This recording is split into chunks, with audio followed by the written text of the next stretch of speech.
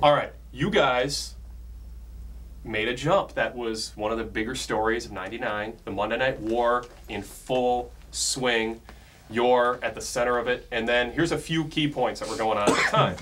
Eric Bischoff, WCW's falling apart. Raw has taken over. There's little hope of WCW turning around just based on any signs. There's no signs of hope. Finally, the decision is made, in a nutshell, to get Eric Bischoff out. New corporate head comes in, Bill Bush, and he is trying to figure out how to fix this. And at the same time that's happening, SmackDown is added to the schedule. You are in a position now to have to do twice the work at a time of a very competitive environment. You weren't working 15 hours a week. You were working a lot. There's no consideration made towards your pay, and at the same time, WCW is looking for help. Kind of in a nutshell, recap, all those things kind of came together at once, and all of a sudden you have this opportunity, you first and then you, in that order, to make a major shift in the whole wrestling industry, and it was a major, major change. Talk about that moment in time when you realized you could change the way things were going. It was also probably the one of the most crucial factors in it was the addition of SmackDown. I mean, we were already at our rope's end. Sorry, we were already at the end of our ropes with the amount of time, effort, energy that we expended on every episode of Raw and the pay-per-views and everything else that we were doing. Because I mean, don't forget that at this time there were tons of other little side projects that we were supervising and sitting in on meetings for and things like that, because we were at the center of the creative for the entire company. So it wasn't just the shows as well, although that was the majority of our time. So SmackDown gets thrown into the mix, and it's just basically dropped into our laps, and it's like, well, this is what you're going to be doing. No new staff added, no more pay. No new staff added, no new, not even a mention of pay, and not that it was a matter of, well, we're doing this because we're not getting paid. Yeah. We're jumping because we're not getting paid, but it was just, it would have been nice to have had some acknowledgement, even an acknowledgement of, well, in a couple months we're going to bump you or something, and see how this goes. This is an experiment. But I mean, our workload was essentially doubled. Was it a case of, you almost realized at that point how taken for granted your contribution was? Talk about the time we went to the mall and the magazine. Well, there were so many things leading up to that. Yeah. Okay, the one thing leading up to it, because this was the WWF's star was rising and had hit the high point in the heavens. There were so many things happening and leading up to this behind the scenes. As Ed said, he added SmackDown. The one thing that bothered me more than anything was not even, okay, you guys are doing this now, I'm not going to give you any money. It wasn't even any of that. It was the fact that we weren't even involved before the decision was made. Right. The question was never asked, can you guys write 2 shows a week? Yeah. Can we keep it going? Can you guys keep it going? Because it was here's the decision, it's been made, make it work. Exactly. But if not, we'll find somebody else. But a couple of things were also happening behind the scenes for me. It's one of the things was I was approached by a production company here in LA to write a sitcom. Ed and I were both going to do it. Yeah. Okay, and it was going to be based on the wrestling business. Yeah. Well, I really wanted to do this just to do something other than wrestling. Yeah. I'm a writer. I wanted to do something other than wrestling. Well, one of the things that happened was, I let Vince know about this. And of course, Vince being Vince, all of a sudden it now became Vince's project. You see what I'm saying? So that right there upset me. Because he owns you when you work for him in many different ways. Right. But we weren't under contract. Right. Yeah. And on top of that now, you've got to understand, we take the rating from a 1.9, we're in 6, 7, wherever we were at that point. Vince always had a habit of taking all the credit for everything. And I never had a problem with that as long as he paid me. Yeah. Because I'm working for you, Vince. My job is to get you the highest rating possible. Just pay me and I'm happy. Yeah. But, as he got bigger and bigger and bigger, and he was on HBO with Costas. And he's now he's on the cover of magazines, and now he's everywhere. Okay, me and Ed were writing TV together one day, and we went for a lunch break, and it just so happened we passed the newsstand, and there was Vince on the cover of Cigar Aficionado. Yep. Okay, You said that right. I said that. That was right. very good. So of course we pick it up and we read it, and here Ed and I together are reading about As we're working on next week's Raw. Raw, we're reading about how Shane McMahon is the creative genius behind all this.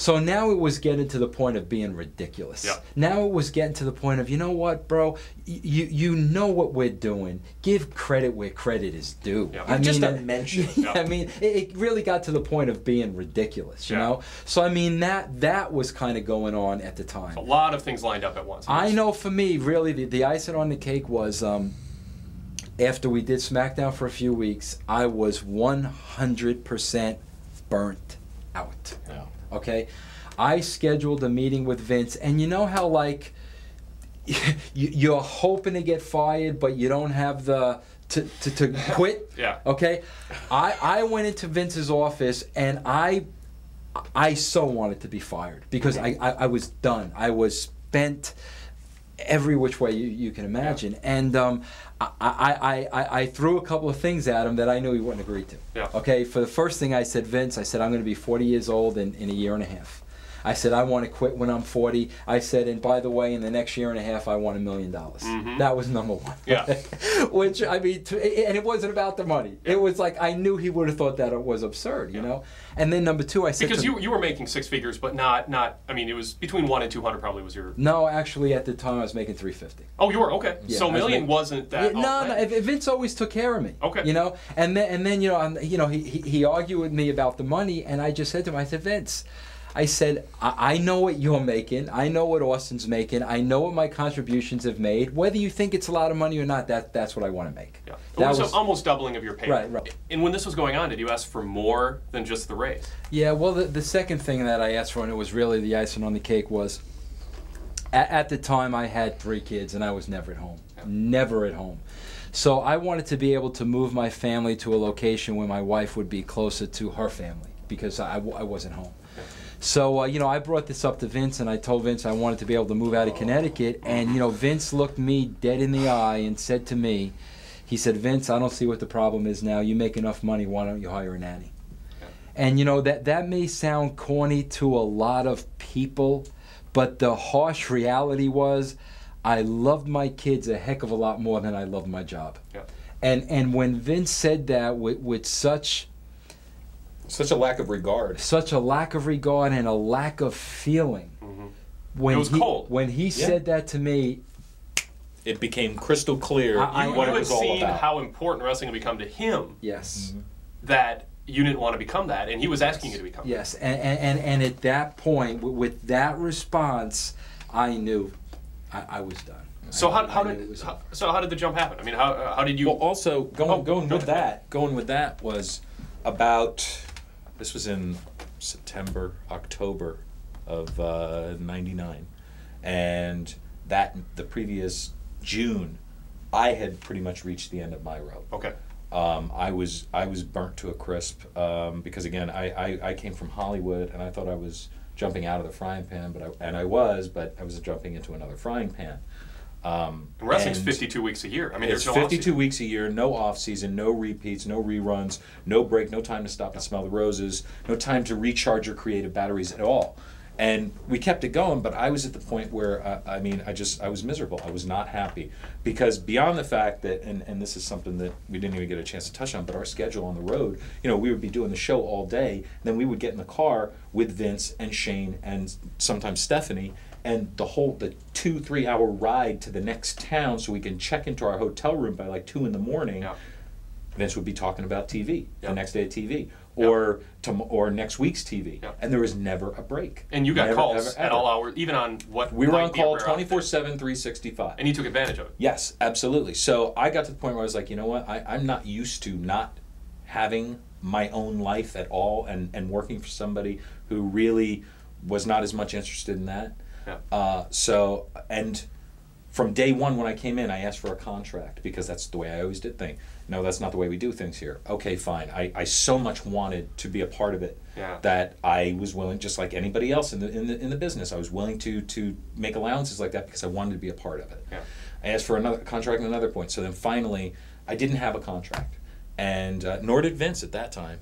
But at one point I was talking to Vince. I was saying, I'm done. I can't do this anymore. I cannot do it anymore. Did that surprise you, or did you see it coming? No, I saw it coming. I had a lot more tolerance for Vince than Ed did, only because I was around him longer. Right. Yeah. And I knew. You had like a 4-year head start on It didn't faze me anymore, but I knew Ed. I mean, I could see Vince really wearing him down. So I basically went in. It was one of our days when we were sitting around the dining room table, and I said, Vince, before we get any further, I just got to tell you, I need to put in my notice because I just can't do this anymore.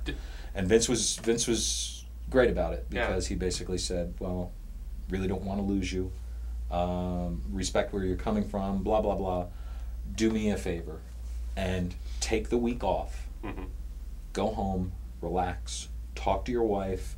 See if there's anything that we could do to make it more appealing for you so that way you won't leave. Yeah. Because I don't want to lose your contribution. So in respect to Vince and the opportunity that he gave me, I said, okay, and it's a reasonable request. It's a completely reasonable request. But I knew in my heart of hearts I was done. Yeah. Because I knew it wasn't going to get better. Yeah. Went home, talked about it with my wife. I talked about it with Vince, and basically what happened was I basically, through Vince, because he and I had a long lunch one day at a Howard Johnson's over big clam boats, which were really nice. And I basically told him, look, I don't want to come back, so this is what I'm asking for. Yeah. I'm asking for my salary to be doubled, which, again, no way in hell I expected that to happen. And I also would like to only travel 1 week out of the month. I only want to go to one TV out of the month. And I said, and I'll go to the pay-per-view because that's a 3-day taping. That's the long taping. I'll go to that. But in the meantime, I will be home. I will be on call. If you need something, like if Vince, if you're running around and you need a promo written, call me. Let me know what you need. I'll write it up and I'll fax it off to you immediately. Yeah. So I came up with this thinking there's no way he'd ever go for it. Vince presented it to him. Vince McMahon said, okay. And I was like, damn it. Because it was like Vince going into his office wanting to get fired. And I wanted him to say, well, no, we can't do that, but thank you very much. So he did. But what happened was, and this is getting ahead of ourselves a little bit, I feel vindicated because when we made that trip to Atlanta, and we'll talk about that, to sign the deals with WCW, I came back and there were 3 messages on my phone from Vince's assistant, Beth, telling me that Vince expects me to be at TV tomorrow. Now, I had just gone to TV the week before. That was my one time out of the month. So he was going back on the agreement that we had. So the timing couldn't have been more perfect. So you're saying after you gave notice, he called you and expected you to increase your workload, or am I off the timeline? No. But when Vince told me that he, well, I'm getting ahead of us. Why don't you talk about your contact and how you made the jump? The whole first, thing was, then so I left Vince's office, about the nanny thing and everything, Yeah. and he said to me, let me think about the money. Yeah. And I was like, I said to myself, Vince, you go ahead and think about it, okay? He let maybe 2-3 weeks go by and didn't say a word to me. Yeah. And the situation wasn't getting better. Yeah. We still So have 2 shows a week. now I realized, a couple of things were going through my mind. First of all, I was mentally, physically, spiritually, every which way, burnt out and done with the wrestling business. But now there were a couple of things I was looking at. I was looking at, I felt at that point that Ed and I had done everything we possibly could at the WWF. We peaked it. It wasn't going any higher. I knew it wasn't. I was always about the challenge. I always needed the challenge. Yep. So I saw a situation at WCW that we had now buried, and here they were, where I had started with Vince, and I'm thinking 2 things. Number one, this is now, I'm going from the frying pan to the fire. I get that. Yep. But number one, at least this is now a challenge. And number 2, I will suck this up for 2 years, save all my money, and get out. Yeah. But the fact of the matter was, before I went to WCW, I was done. I mean, I was done. And you know what? I'll be honest with you. They should have been smart enough to realize that. But they were so excited to get us that they never really took the time to see where we were at. Because the fact was, I walked in there a beaten man. And I walked in there saying, you know, I'll sign for 2 years. How much you're going to give me, and then I'm getting out. Yeah. You know. And you did say I want 2 years, but you thought, well, if things go well, that puts you in a good position. You don't want a longer term deal because either you want to get out after 2 years or you yeah, want but leverage. you know what? There was no. I mean, it was 2 years because they tried to sign me to a 3-year deal, and the fact of the matter was, I would have made money that third year when they shut down. Yeah. But there was no way. I mean, so did you misrepresent yourself to Bill Bush in negotiations as I'm excited to do this when deep down you knew you were burned out? Is that not really, because I wear my heart on my sleeve. Yeah. So you know, I'm sure that. That's the way part of me came across. Yeah. Because I can't hide it. I mean, because also it was a matter of Vince presenting himself, because I was there at the time, presenting himself as being burnt out and being done, but also as a result of what we had been going through in the WWE and this new challenge being more invigorating and revitalizing potentially, and that's what the hope was. And also the thing about it was too, the difference was, you know, I had the option to not have to go to every TV. If I wanted to miss one once in a while, they were going to let me miss one. And you've got to understand something. When Ed and I were there, they paraded everybody in there. You talk about a horse and pony show. Yeah. I knew they were not going to let me leave Atlanta without signing a contract. Yeah. I mean, I knew it. And that's my fault. You know, but I knew they were going to bring in the president if they had to for us to sign that deal. At the time, were things so heated that you saying I want a month off before I start would have seemed like 2 years in real time? I mean, would it have been better for you from a pure success standpoint, recharging your batteries, not going right from writing Raw to 7 days later, being at Nitro, and then writing it the next week? It did have, because the first show we really wrote was that Halloween Havoc, which was almost a month later. Okay. So we did have at least 3 weeks to kind of get up to, because we wanted to get up to speed on the product. But you're still immersed in wrestling. A month on a beach somewhere, that might maybe in retrospect. Well, it might not have been enough. Where were you in October of '99? Yeah. Where were you? Why didn't you tell us that at that point? Because we could have used that perspective. And you know what? I mean, it's what we're about to get into. Maybe it wouldn't have made a difference. Yeah. Because WCW was a different animal. Now, do you have something you want to say about how you ended up on board? Well, yeah. I mean, it was a matter of, because now you see where I was coming from, how I had quit. I was only traveling once a month. I was still putting in a lot of hours, but at this point now I wasn't putting in as much as Vince, because Vince still had to go to the TV. Vince, I think it was the Thursday before that Thursday of that week, called me on the phone. And he told me what was going on, that he had been talking to WCW, and he was going to fly down there. No, it was Friday. You were going to fly down there Saturday, and it almost felt like he was saying, this is what I'm going to do. And I was like, well, because immediately the wheels started churning in my mind, and the first thing I thought of was, if he leaves, everything is going to fall in my lap. Yeah. Everything. And it's going to be exactly what I don't want it to be, and exactly what it was. And I without hesitation, I said, well, if they want me to, they can have me. Yeah. If you're going, what am I going to stick around here for? I'll last 3 weeks, and then I'll explode or blow up or get myself fired or something like that. So Vince went down, met with them on Saturday. I got a call Saturday night with flight information, and they talked to both of us on Sunday, and we signed contracts Sunday night. And now, did you call Vince and McMahon and tell him personally of your decision, or did you do that first and then you didn't have to, or how did that work? No. Do you want to? Yeah, and this is what I always get I feel I always get a bad rap for this, but the fact of the matter was, there was nothing I was afraid to say to Vince's face. Yeah. And a lot of people say, well, Vince, you owed Vince this and you owed Vince that, and you got to really stop and ask yourself, well, who really owed who here? Because you didn't give him 2 weeks' notice. That's what you're talking about. Right, people criticize you because you called Vince Sunday and said, guess what? Tomorrow's show, I'm not going to be there, and I'm writing an it. Option. Right. Yeah. Well, but the thing and is, the contract was signed too. You didn't even give him a chance to give a counter offer. Well, keep in mind though, I told him about the $1 million I wanted. 3 weeks had passed. Yeah. Nothing. Yeah. So basically now, we had the show was at the Meadowlands the next day.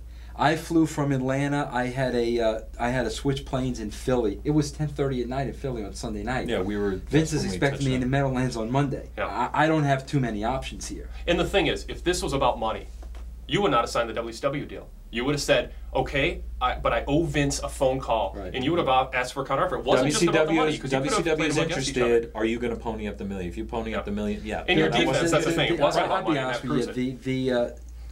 The remark about my kids, yeah, it killed it for me. I mean, it was just the nail in the coffin when I just saw how heartless, because he had no idea how much I love my kids. Yeah. And when he said that to me, you know, he's thinking, I love the business just as much as he does, and my family comes second. Mm-hmm. That wasn't the case. But, you know, my only option was to call him up and tell him.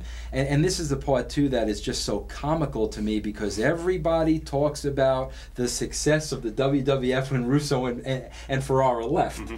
But my exact words to Vince were, Vince, tomorrow's show is written. We've already written Raw and SmackDown. We're not leaving you high and dry. And my exact words to him were, Vince, you have at least a year to ride this wave. Yep. I said, Yep. everything is in place, Yep. Vince. You are untouchable. And the proof of that is when Steve Austin was hot and Nitro was still winning in the ratings. There's nobody who studies, analyzes, or was just a fan of this business who watched both shows, who didn't think Raw was a superior product for about a year, if not longer, before they did what they needed to There's get a people to lag. watch, which was Tyson and the Austin Vince thing that got everyone on the phone saying you got to turn the channel. Mm-hmm. But it was a full year, that Nitro was bad, and it was still winning in the ratings. And that's where, no doubt about it, let's say you only did 10% of the work and not 90% of the creative work. It doesn't matter what percent. The bottom line is when you left, there was a year worth of everybody could have walked away, and those characters in place. And that was my exact words. Yeah. Because he started the conversation, wanted to be very heated. Yeah. Like the first thing he threw at me was, I'm going to sue you. And I'm like, sue me for what? I never had a contract. Yeah. What do you sue me? Yeah. But I was determined. I loved Vince. And I was determined that this conversation isn't going to get ugly here. Mm-hmm. Our last conversation isn't going to get ugly. So, I mean, it took me a while to bring him around and for it to, you know, the reality to sink in. But, you know, the bottom line was, if I had the option to have been able to tell him that in person, Yeah. I would have been more than happy to. That's one of the reasons why 3 years later I went back. Yeah. Because I wanted to be able to tell him face to face, Vince, this is why I did what I did. And near the end of your 45-minute conversation with him, you said something like, and who knows, maybe someday our paths will cross again. No, he said that to me. He said that to you, He okay. goes, Vince, he goes, I really hope that one day our paths should cross again. Yeah. And you know what? I wanted to leave on a good. I love the guy. I'm not going to sit here and tell you he was this and he was that. I really cared about the guy. Yeah. But I mean, he and I could speak for Ed on this, he just took everything from us that he possibly could until nothing was left. And it was like a running joke. Yeah. Every week at TV, when we would be stumbling into the elevators to go up to our rooms, at 2 in the morning, when we checked in, he would look and say, "Did I get it all? Did I get it all? Yeah. Did I get all of it?" Yeah. And we'd be like, Now, how did "Yeah, you- you did." How did you give your notice? How did that Well, happen? I mean, okay, we know this conversation. we're flying back from Atlanta. We're stopped over in Philly. It's the first opportunity because they had to rush us to the airport to make our flight, Yeah. so that way we can get back. Vince wanted, because Vince had a much longer, much deeper history with Vince than I did. Yeah. So Vince wanted to call him first on his own Okay. and just tell him. So what I did was, the first thing the next morning, got in late that night. I made a point to get up early the next morning, and I called Vince. I got him on his cell phone as he was in his car driving to the Meadowlands, and I basically gave him the news, and I said, Vince, it kills me to say this, because I know that you're still reeling, Yeah. but I'm going with Vince. And I you was didn't with tell him in McMahon Atlanta. that. No, he didn't indicate But you know it what? at all. I really got to say something in Vince's defense here, and I want people to understand this, because I will never in a million years badmouth Vince, because I still really care about the guy. Mhm. I do. But Vince, he has no idea what he puts a lot of his employees through, because Vince's whole life is the WWF. That's his whole entire life. I have 3 kids. I have a family. Ed has a family. You've got to be willing, in order to be successful and have a job, you've got to be willing to give Vince your life on a silver platter. And the bottom line is we both did that. But we both did it until we couldn't do it anymore. And it's almost like Vince just, he doesn't know any better because that's his work ethic. And so many other people do that. And so many people do that. Yeah. I'll be the first one to say, you know, Vince's car was always the first one there and the last one to leave. And some people don't understand why Brian Gewirtz gets the attention from Vince that he does on the Power, and it's because he is the type of person who fits the mold you're talking about. He's willing to give his life up to Vince McMahon, and when Vince McMahon finds somebody like that, he's going to nurture and protect. And that's the whole thing, too. I mean, I probably started with Vince when I was, you know, early 30s, mid 30s. As you get older and older and older and older, and now you're seeing the family grow up without you there, all of a sudden now it starts to shift. Yeah. And you know, I think Vince just sometimes really has a hard time understanding that because he can't understand why you wouldn't want to do anything but this. Yeah. And it's... You know, it's insight into him. I mean, that's all he knows, and it in some ways it might be the only way he thinks it'll work.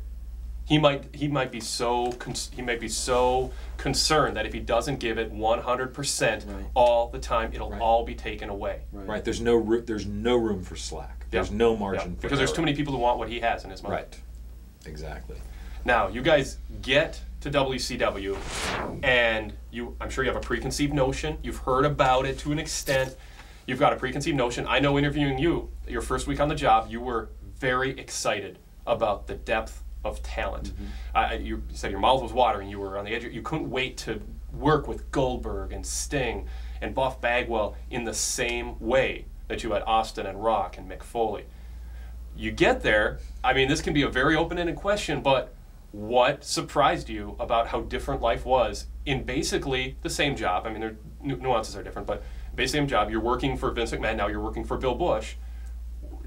Describe how it was different. Oh, man, that should have been the first question. Because you can talk for 4 hours on it. Yeah, I mean, it comes down to, I mean, and before we went in there, we had gotten the heads up.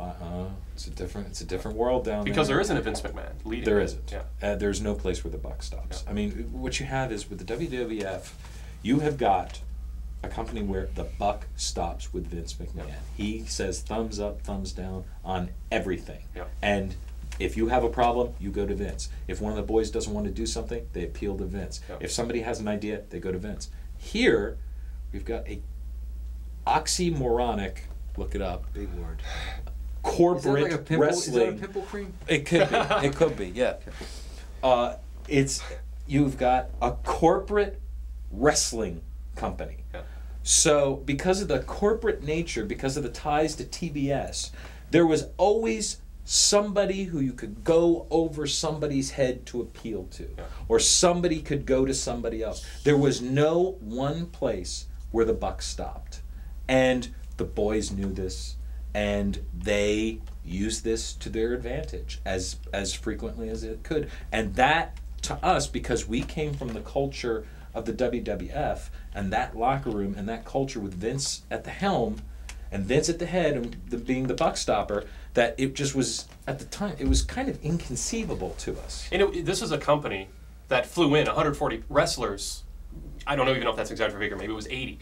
And they used 20. But they weren't organized enough to save on 60 or 100 plane tickets every single week. Yeah.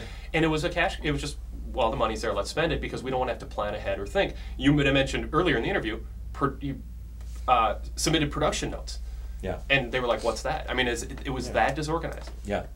And the thing, too, about it was, the big change for me was, once I became successful in the WWF, I had Vince's protection. Nobody touched me. If they mess with me, they mess with Vince. Yeah. I mean, that's the way it was, and I had his protection. The first thing I noticed in WCW, and it was the first TV we went to, okay? There was a lot of talking going on behind my back. And everywhere I turned, I saw this and this and this and this. So we got to the point, I'm talking about a month in, where I knew exactly what was going on. But I was getting paid to do a job. I don't get involved in the political games, okay? I was confident in my role and what I could do, and basically my mentality was, you know what? If Bill Bush is naive enough to listen to these guys, then you know what? Send me home and replace me, because I know that they can't do half the job I could do if I was allowed to do it. So, I mean, I knew it was going to happen. I mean, the writing was on the walls, but I at no point was going to get involved in that game, because the truth is, Ed and I were interested in trying to turn the company around. Right. That's what we were trying to do. And I mean, other people had other agendas, but you know, we tried to, you know, stick with the plan of turning that number around. Now, you talked about how smart Rock was. Steve Austin, very smart to the wrestling business and a smart guy. Mick Foley, probably up there with Rock when it comes to pure intelligence of people you worked with. And Triple H, you know, I mean, the Circle Assassin, that's not just a gimmick. You get to WCW, and the talent, they appear to be as big of a stars as Rock and Austin and Foley and Hunter were, because Or they potentially. were... Well, in a sense, fans perceive them that way because, well, they were #1 in the ratings for a long time. Right. Now they're not, but they were, and now it's like all these other reasons that they're not big stars. You get there, and I'm kind of guessing here, but I think you start looking at Sting, whose mind is about 20% on wrestling, 80% other stuff. You get to Bill Goldberg. He just thinks he's the hottest thing ever, and it's, you know, he thinks I can do no wrong, but he doesn't understand the business because he didn't do what Steve Austin did for 10 years leading up to it.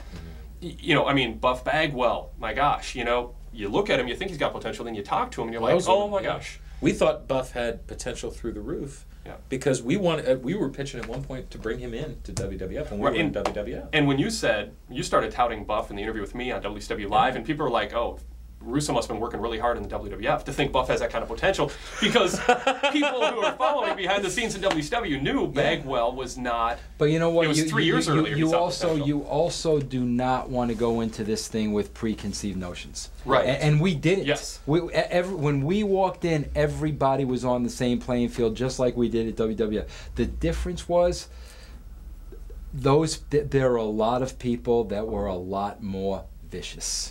I mean, they wanted to take you down, and they made no bones about it, and they would lie, they would steal, they would cheat, they would do whatever they had to do to hurt you. And I'm just telling you, that didn't exist at the WWF. Because there was never a chance Vince McMahon wouldn't be there in 3 years to make you pay the price for something you did today. But with Bill Bush or Eric Bischoff or Jim Hurt or Kim Fry, it was the Wild West. It was Wild West. It was completely the Wild West, because again, like I said, there wasn't anybody steering the ship, and you had the guys where we were talking about the talent, the intelligence of Rock and Mick and Austin, and their intelligence and getting over their characters. It almost seemed like a lot of the guys in WCW, they used their intelligence to try and you know, play puppet master behind the scenes, and everybody was working everybody else at all times. And I mean, I think one of the biggest contributors, there's so many reasons, but Goldberg wasn't Austin. You know, I mean, he wasn't. It was a mirage. It was a brilliant mirage that was created, but deep down, that substance wasn't there. And you can say, even if the corporate environment, this is my question, is if the corporate environment was perfect and there was a solid leader in place who everybody respected, but he wasn't a wrestling guy, but he was an iron fist. He said, you are the boss, and you will be for 2 years, and everyone respected that. Do you think you still would have been a success? And let's say standards and practices didn't exist. Do you still think you could have recreated with Goldberg and Sting and Bret what you had with Rock and Foley and Austin? Because I think they're... I'm telling you, man, I was very, you know, Ed and I worked there for 3 months. The last show before we started, I remember, I mean, the rating was a 2.6. After 3 months, we were at a 3.4. I was very, very satisfied with us getting the pieces in place. I really felt that we were. I was happy with the job we were doing despite it all.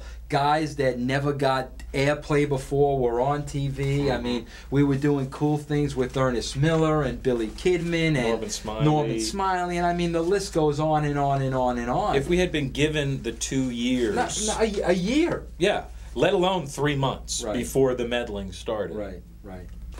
You guys are 8 weeks in, and that's when there started to be a sense of a political movement internally against you. You had J.J. Dillon, Kevin Sullivan, some of the wrestlers. They're thinking, hey, we think we're better off with somebody else than you two guys. This is what you had to stand on. This is where you could point to numbers and say, previous 8 weeks, the 2 hours of Nitro was a 3-hour show. The 2 hours of Nitro that went head-to-head with Raw. That's what was the meat of the whole debate. Previous 8 weeks before you guys arrived, 2.7 average rating. Let's take in a big scope, 2 whole months before that. The 8 weeks you were around, the average was 3.0.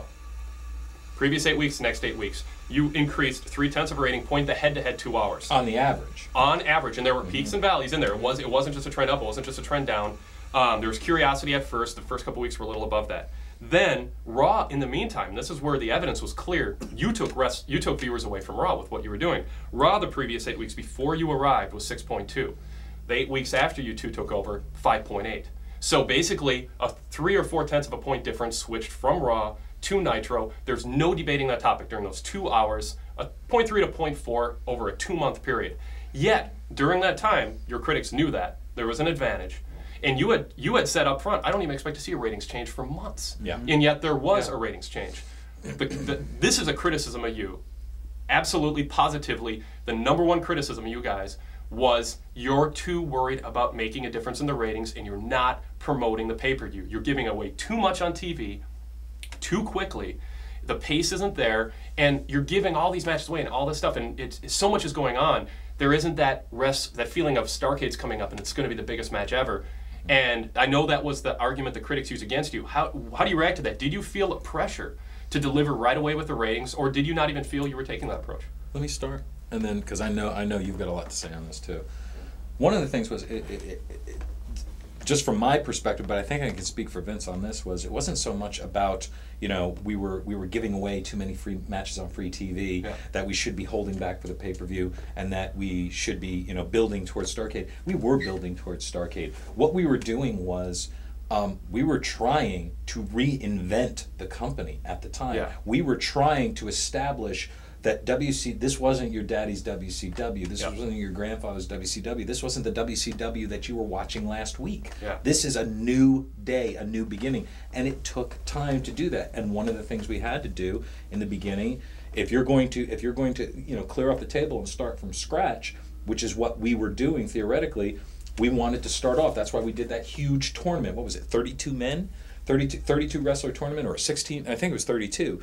To come up with that main event for Starrcade. And in the course of pursuing that tournament, we gave away a lot of great matches on free TV. But you know what? Also, we had 3 hours to fill. This was before we were able to knock that hour off of Nitro. Yep. And it just, in terms of the pace at which that we were used to writing TV, the paces of the shows, and how much we would put in a show, there physically were not enough hours in the day to do the show that we wanted to do and fill 3 hours. Yeah. So, we wanted to reinvent the product. We wanted to change people's way of perceiving WCW, and we were building toward Starrcade. From day one, we were building toward that new NWO that basically I think could have really taken off if it hadn't been for all the other political things that were against us. 3 bullet points. You say you want to reinvent, you want to change how people see it. What is that? How are you changing it? What's different? Giving guys a shot that had been previously taken for granted and not given shots to, not given attention. So one thing fans time. are going to notice watching your first 8 to 12 weeks is different wrestlers are getting a push than used to. Correct. What's another? Giving them an opportunity to take the ball and run with it. Another thing we were doing was changing the tone of the program, because we watched the Nitro the night after we got hired. We got together that Monday night and watched Nitro at Vince's house. And we were just shaking our heads. And I remember at one point we turned to each other and said something to the effect of, "Oh, isn't that adorable? They're trying to do a pre-tape." And as cocky as that sounds, because it was horrible. Because these stories that they were telling behind the scenes, they weren't stories. Yeah. There was nothing happening. Nothing was actually happening. It was just shots backstage, stuff going on, but nothing happened to move stories along. Yeah. And we needed to change people's way of thinking. We need to show the audience that, no, there is stuff going on. It's not just about what is in the ring. We needed to get the audience used to seeing the stuff that we were producing backstage and the stories that we were sparking backstage and how they would eventually pay off. So pre-producing was maybe a one-word way of one of the major changes. You wanted it more pre-produced and less throw a match out there and film it. Well, it was more complex and more in-depth storytelling. Okay. And the pre-producing went hand in hand with that. So. Well, it's 2 things. My philosophy was every week you write the best show you can. Yeah.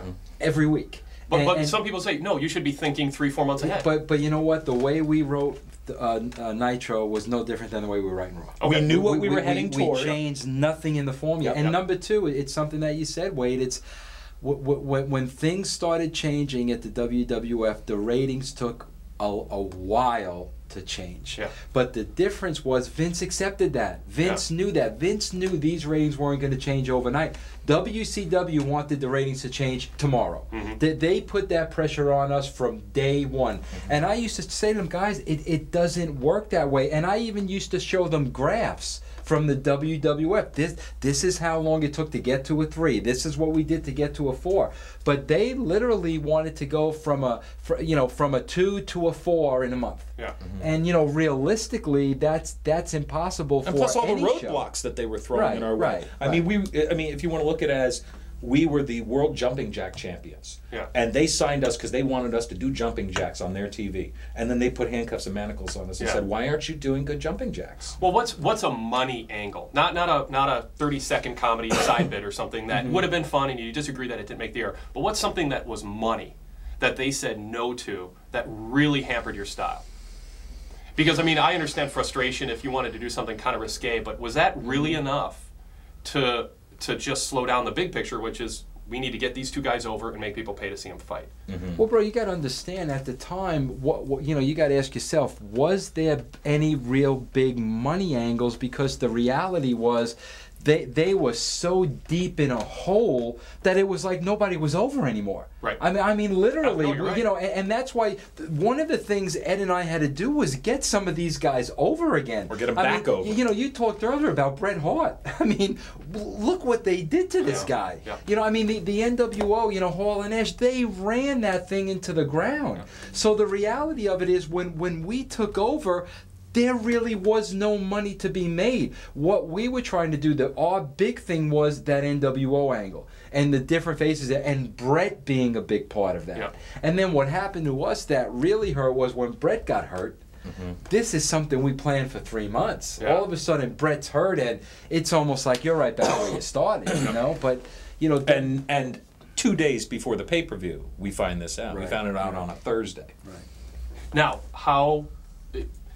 you're about 8-10 weeks in, there's political forces working against you. Kevin Sullivan. I mean, you clearly did not have the confidence and the authority behind you to feel that you were on solid ground. But when word came in January that you're out, did that just blow you away, or did you kind of see it coming, or how did you react to the news when they said, "Oh, we gave you 3 months"? That's well, enough. it really didn't work that way. I mean, it's so funny because so much was going on behind the scenes politically, and we were at my house. We were writing the television. I'll never forget, I think Ed was there and Terry Taylor was there. When Ed and Terry Taylor left, I called my attorney and I said, "I don't care what you have to do, you've got to get me out of this deal." I said, I'll leave every penny on the table. You've got to get me out of this, That same day, I supposedly was supposed to go to the office to have a meeting with Hogan and Flair. So I just have that conversation with my attorney, okay? And I go to the office, and of course there's no Hogan, there's no Flair, there's Bill Bush, okay? So Bill Bush sits behind his desk, and Bill Bush was like... He wasn't the most imposing figure But he was also the nicest guy in the world. He was such a sweet guy. Nicest guy in the world, and so I knew he was white as a ghost.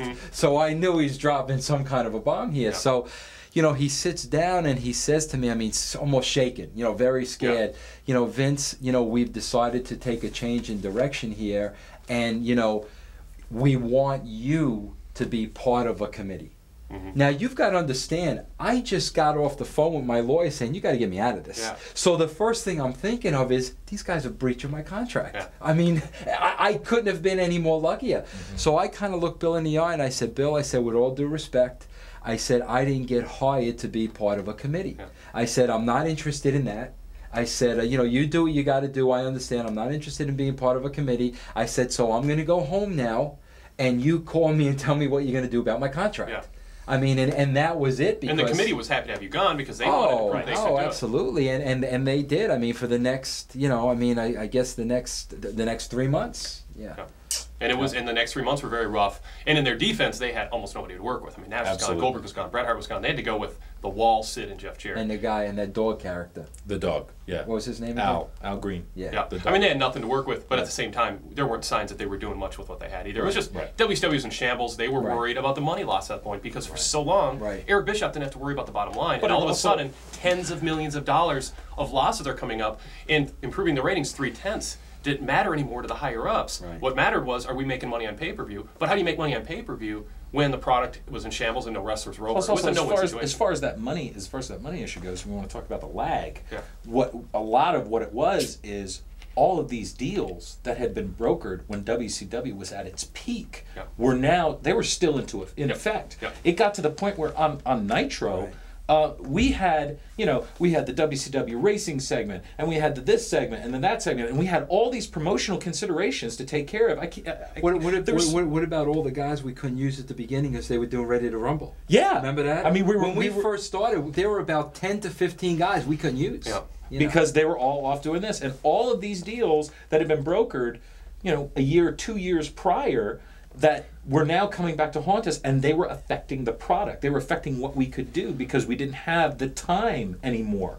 Okay, let's take into account all those reasons that worked against you.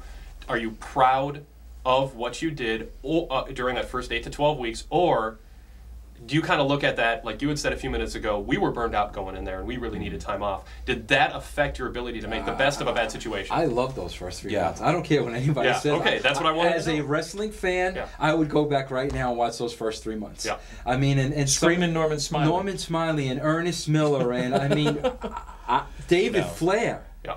I mean, I'm Plus, sorry. also, I mean, the build up to that NWO. I mean, we keep harping on it, but that was going to be the watershed angle if it had been able to play out the way that we had planned for it. And then the Scott Steiner reveal, we had everybody, convinced that he was because the rumors had been around. He's hurt. He can't work. Right. And when we brought him in to do that, and he nailed it out of the park. Yeah. That tearful, choked up promo, that was in the Astrodome too, I believe. Yeah, it was. The entire house was red hot when he finally revealed, it was unbelievable. So it was stuff like that was making it worthwhile. And also not to undersell the stuff we were doing with the guys that were lower on the card, like the Norman Smileys and I mean, I'm not Hero going to and lie stuff to like you. that. I enjoyed writing those 3 months with Yeah. Ed. I enjoyed it. You got to Yeah. understand. I knew everything that was going on behind me, Yeah. but I wasn't going to deal with it. But let's You know. also talk about, because also at that time there was a lot of pressure on us. There was a lot of pressure on you. And by default there was pressure on me, but not nearly as much. And this was where the two of us started to have our differences. When we were in the WWF, we were in the trenches together. We got thrown together as partners, an ad hoc partnership, but through that we developed a chemistry, a working relationship, and a friendship that you just can't find. Yeah. We were incredibly tight because we had each other's back, and that was the bottom line. Nobody else did. Yep. When we went into WCW, I know Vince was feeling a lot of pressure to deliver the numbers and whatnot, but I found myself preaching a little bit more of restraint. And not so much restraint of we can't push it, we can't do that, or we shouldn't do that, or anything like that. It was just a matter of, look, we can do this one of two ways. We can go in, Cowboys, guns blazing, and deal with the political ramifications, which are already amassing on the horizon. Mhm. Amassing, that means gathering. Yeah, like going to church. Yeah, something like, yeah, because you gather at church. Okay. But we also had, standards and practices to deal with. Yeah. And it was like every week we were doing some little something to piss off standards and practices. And that's something about And- standards and practices too that you got to understand. The rules changed every week. Yeah. Ed and I said, give us a standards and practices handbook. Yeah. Give us a list of what Let we us can know do or what can't we do. can Yeah. do and what we can do. We asked that for 3 months.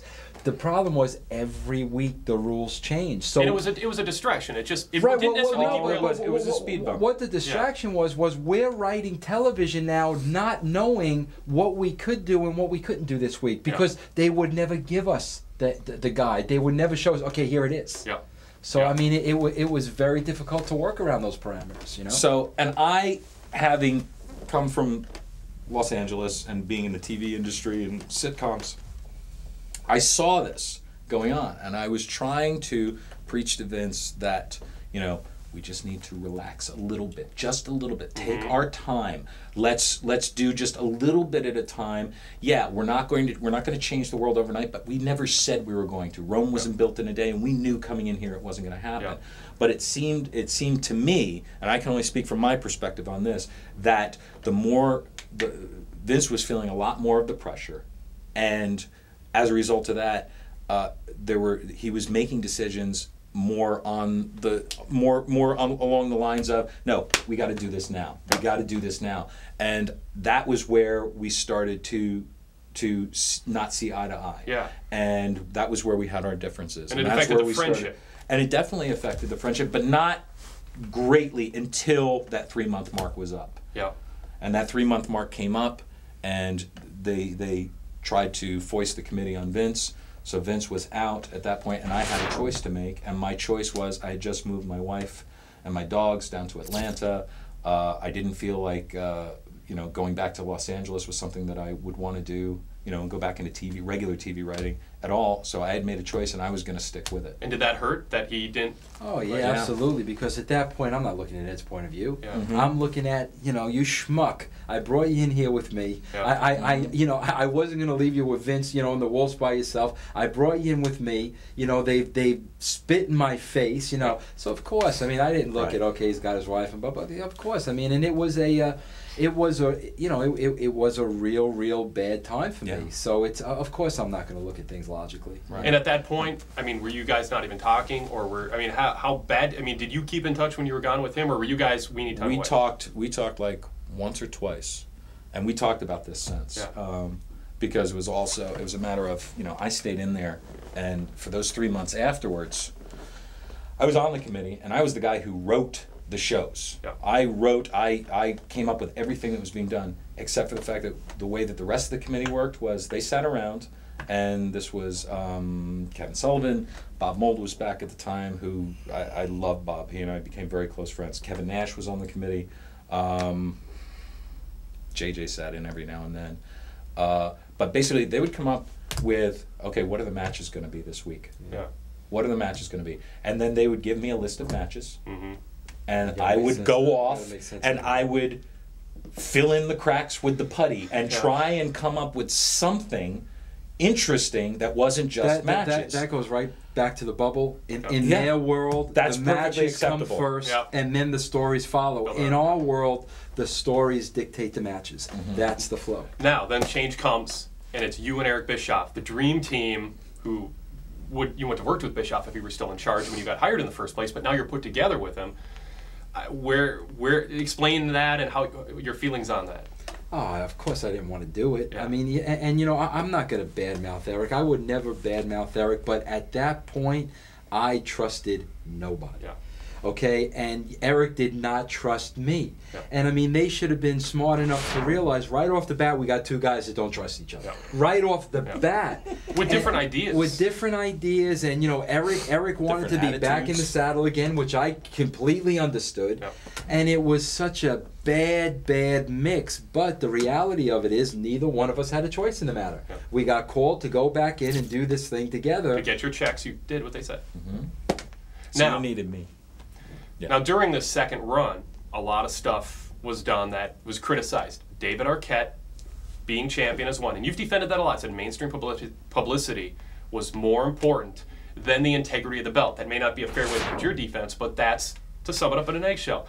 Do you look back now and say, you know what, the belts should have been treated not as a prop, the infamous words that get thrown back at you a lot, but should have been protected more so that the belt meant something, because that belt changed hands, and all your belts changed hands so fast that title changes meant nothing anymore. Well, again, it's look at how David Arquette won the belt. Oh, it was a fluke, but nevertheless. Okay, it doesn't matter. It doesn't matter. Anybody who is a non-wrestling fan, see, that's the problem. Yeah. You're always going to have your core of wrestling fans. As long as wrestling is in the title, they're going to watch the show. But they were watching Raw. Okay, but I mean, in that instance, they had an alternative. That was the right, tough part. Right, but exactly. But, you know, the whole success of the WWF was bringing in those fans that weren't wrestling fans, bringing them in from the outside and you know, and bringing them to your product. And basically, with the David Arquette thing, I mean, that's all we were trying to do, was to get the publicity, and we did. We got a lot of publicity. Do you still feel strongly that was the right decision? Absolutely. I'd make that same decision tomorrow. I would fight that to my grave. How about you becoming world champion? In similar situation, you in the interview I did with you when you got hired by WCW said, "My ego's not involved. I don't want to be on TV." Right.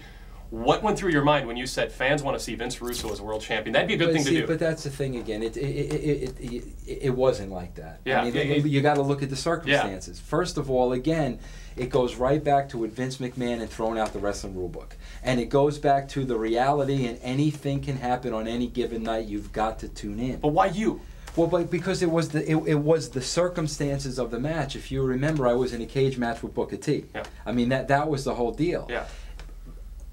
As Booker T is ready to walk out the cage, in comes Goldberg, who spears me through the cage before Booker T can walk out. Yep. That's entertainment. But why you? Why you in that position? You're the writer, and you know that downfall. A lot of in the history of wrestling is people who write their own show putting themselves in the middle of it, not only because maybe you lose perspective on what's working, what isn't, but you also lose the confidence of the performers because they think you're putting you in front of them. Well, let me just say one thing, and then you can. But I hear you. But the bottom line was, after that happened, the very next night I gave the title back. Right. I mean, it's not like Vince Russo had this run. It was just done for entertainment's sake and entertainment value. You know, it goes back to, you got 4 hours of TV a week. You've got to try to do something different.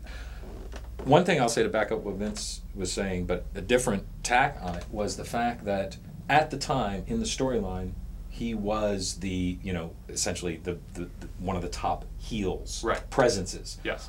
So in order to, you know, get over that heel character, draw some heat from the fans, then to me it made more sense to have that happen for him for that reason, because he was part of the storylines. Now, one thing I will say, and we've talked about this before, I understand his perspective of the David Arquette putting the title on him, and also this was at the point when we weren't working together. Yeah. But I feel that logic would be 100% sound if it was an Arnold Schwarzenegger, if it was a star who was up here, not the 1-800-CALL-ATT guy. You know what I mean? And I think that's where a lot of the problems come from. If we're going to put the belt on a non-wrestler, you know, make it somebody at least that will make more of a splash, as opposed to a a fluke kind of, you know, B-level celebrity. No one but. And I think that's where the insult was added to injury. Okay, another criticism, Vince, especially in the second run, is inconsistency. You had wrestlers on the air, you had announcers on the air talking about how finishes were planned, and someone broke from script. When you say that on the air, the mentality of the viewer is, well, I don't know if I can take anything seriously. That comes up later when I'm supposed to believe there's a real fight going on and suspend my disbelief and get into it, because they're telling me some stuff is scripted and some isn't.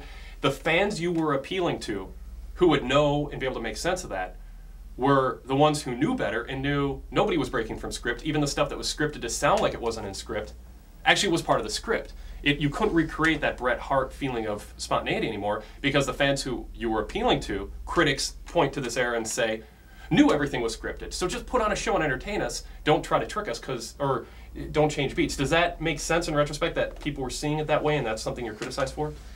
You know, again, when you talk about criticism, okay, which I can accept, I used to have a much more problem with it than I do now. But when you talk about criticism, okay, you're talking about the criticism from the pure 100% by the dirt sheets wrestling fans who are looking at the ratings and the buy rates and attendance crashing, and they want to see the business protected, and they thought you were hurting something they love by approaching it the way you were. And I understand and that. So do you understand the criticism? I do understand that, but you know, it all goes back to those fans are going to be there forever. I was going to go back at the WWE. It was about, I guess, a year and a half ago. Yeah. I'll never forget it. When I went there, the rating was a 3.7. What was the rating last Monday night?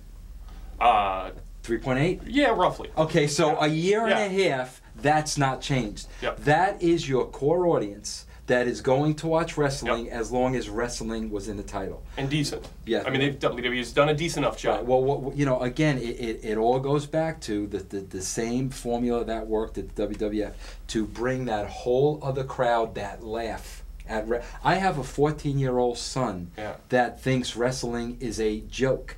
I know 12-year-old kids that think wrestling is a joke. Yeah. The only way you're going to get that back is to throw some sense of reality into the mix, where maybe it's even a deal where they don't quite know what's going on, but I want to tune in next week to try to figure this thing out. That's what happened with the Vince interview with Brett. Yeah. A lot of people, they even Ed, you knew something was wrong here, you knew something was different, but you weren't quite sure of what it was. That made you tune in the following week, because here's the bottom line.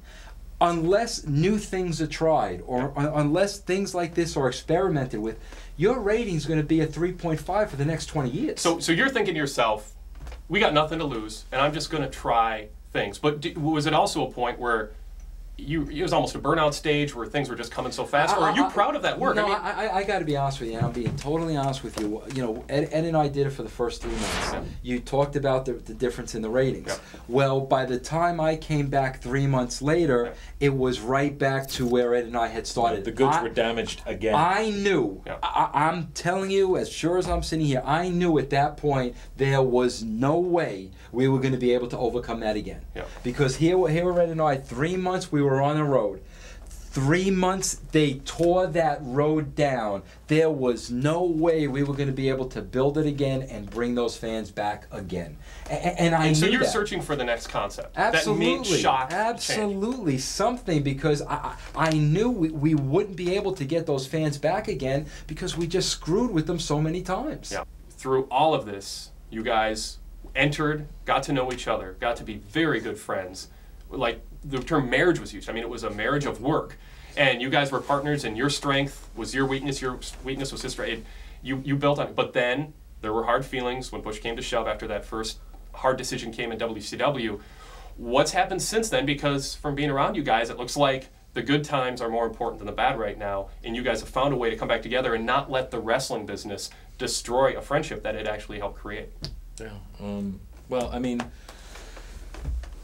from the point where Vince left WCW the first time was ousted, you know, we didn't talk that much, we didn't speak that much, and even when he came back in, we were separate. The first time we had a conversation, like a real honest to goodness conversation, I think was when Vince, I was working with TNA when they first started up, and I was doing post-production for them, supervising post-production. I was also the color commentator on the air. Vince got hired, brought in to work with the company. And the first day he came to the offices in Nashville, the two of us sat down because it had been so long, and we had been so close together, and we just basically got everything out on the table between the two of us. And I kind of understood where Vince was coming from. Vince was, during those bad times, he was very vulnerable. He was very alone. You know, he had nobody. He didn't feel like he had anybody watching his back. He didn't feel like he had anybody he could depend on. And I was one of those people that he felt like he couldn't depend on based on my decision. And I understood that. But something had occurred to me, because I didn't feel like I was a bad person for doing what I did. But then I realized, and when I was speaking with Vince, I brought it up, and I just basically said, you know, through all those bad times, I know he was having bad times. And jump in here whenever you want. I said, because I had hard feelings too, and I was wondering why. And it came clear to me that one of the reasons why I had hard times was because he had to know, or I felt he did, how miserable I was, the situation I was in, because I stuck around, and I was trying to patch the holes, and I was just doing everything that I could do, you know, to try and keep the company afloat. And throughout that whole time, he never asked me, how are you doing? Mm-hmm. You know?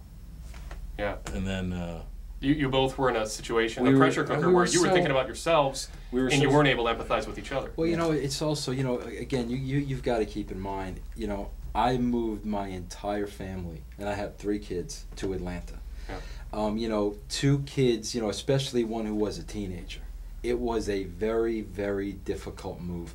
I'm in Atlanta for a month, and the writing's on the wall. Mm-hmm. So, you know, the first thing I'm thinking about is my family. Mhm. I mean, I dragged them here. You know, now what? You know, so I didn't even consider what I was feeling. I at that point in time, I couldn't consider what I was feeling. But, you know, I was home, and I was alone, and I was going through a very difficult time. And then even the TNA experience, and what I found, you know, trying to take myself out of the situation was, I was becoming more and more and more everything I despised about the wrestling business. I was becoming. And the reason why I was becoming that way was because in order to survive in it, you've got to change. The wrestling business changes you. You become paranoid. You begin throwing up your defense mechanisms. You're not the same person you were. And, you know, when I finally, you know, just stopped myself, and I mean, it really wasn't me. This is, you know, it's a long story, but I had a revelation. I mean, I really had a revelation from God. And what happened was, I could see clearly that I didn't like the person I had become. Because what the wrestling business did was, it changed my heart. It turned me into a person that I wasn't. And the bottom line is, at the core of the real me, you know, I loved Ed. I mean, you know, I truly loved Ed. Everything that happened between us was the wrestling business. It had nothing to do with my genuine feelings for Ed, but all of a sudden, a guy I loved, I no longer trusted. I thought was stabbing me in the back. I thought, you know, I thought all these horrible things about Ed. And then what happened was, when I went to TNA, the same thing happened with Jeff. You know, same thing happened with my friend Jeff Jarrett, where, you know, all of a sudden, my heart was literally becoming black, where I was looking at an Ed, or I was looking at a Jeff, and I was seeing the bad side of everything, because that's what the business had done to me. There was no more good side. It was all black. It was bad people. It was paranoia. It was drugs. It was alcohol. It was a lot of things. And, you know, like I said, finally when I had the revelation and I got shook to the rafters, and the message was loud and clear, you know, look at what you've become. Mm-hmm. And when I was able to look at what I've become, and what the wrestling business, after 13, 14 years, turned me into, I was at the point now where I could not look at myself in the mirror. I wasn't that guy. And, you know, that's when I knew, and that's when I came to the realization, you need to get out of this thing. Do you hate the wrestling business now? And do you think that you could have gone through that experience differently and not ended up with a black heart? I hate the wrestling business. Yeah. I hate everything the wrestling business represents. And I'm going to be totally honest with you. The wrestling business almost ruined my life. And again, if it wasn't for that revelation, and if it wasn't for God coming to the rescue when I was at rock bottom, I don't know what I would have done, because I went through many bouts of depression, you know, many bouts of, you know, anxiety. I went through many difficult and concussions, times. Physical. And it was because of the environment that I was in. Do you think you were especially vulnerable, and other people might not have been as vulnerable and ended up in the same dark place you did? What do you mean by that exactly? Do you think the wrestling business would have affected everybody in your position the same way? Not. There's something about you that made it because unique. I'll say this once and I'll say it again, and this is the reason Ed and I were sitting here. And I've said this a million times. You cannot be a good guy and exist in the wrestling business. Remain a good guy. And remain a good guy. Yeah, you either have to change or get out, but you can't be a good guy and be in the wrestling business. It's not cut out for Does people that like make you think a little differently than your answer earlier about Triple H? You've been away from him for a few years. Now he's been in the business a long time. Do you think that's possible I mean, I know you can't speak to him specifically, I but know Triple H went through exactly what I went through, and Triple H was put in a position where he came in the nice guy like me, innocent with all the right intentions, and the business forces you to change. I heard a story just the other day of Triple H walking into a hotel, 2 o'clock in the morning. 2 kids were there to get an autograph. He wouldn't give either one of them an autograph at 2 o'clock in the morning. That's not the Hunter I know. Yeah. So that tells me the same thing is happening to him that happened to me. The only difference is, I got a wake-up call from God. Yeah. And I had to look myself in the mirror, and I had to say, look at what you've become. And I had to make that change. Ed, do you agree with those thoughts, or do you think it's a different people will experience it differently? I think that I agree with the fact that you've got to either get out or change if you're a good person. Yeah. I don't hate the wrestling business the way that Vince does. I know it's not for me, and I don't like to see what it's done to a lot of very good people. Is it inherent in the wrestling business, or is it inherent in the people who happen to run the wrestling business? What's the difference? But it is there could be in a parallel universe. Right. Could professional wrestling as an entertainment form exist and not hurt people like you and make you? I think it could, but I mean, you'd have to literally start from square one, and you would have to reinvent so the infrastructure of the entire business. Certain people with control are in control of whether it's a dark world to be part of. I think it's. Or is it the nature of the beast and unavoidable? It's an entire subculture. Yeah. And it's kind of like when you have, I know, you've got 2 friends that individually they're great people and you get along really well. Like they're a couple, they're a man and a woman.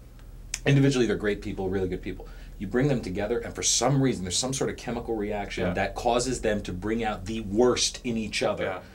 And that, to me, is what the wrestling industry does with all these people together. It just brings out the worst. It just might be the baggage that's carried from where it came from one to another, where it came from, and how people succeeded. Flourish. How people succeeded historically is how people are going to try to succeed in the future, and that pattern is one that is going to destroy good people. And I feel badly because, like Vince, it's the business has brought me so much pleasure over the course of my life, being a fan all the time as a kid. Looking at it through those eyes of innocence. Having been in it, not so much. Yes or no? Would you do it all over again? No. Would you do it all over again? I don't know.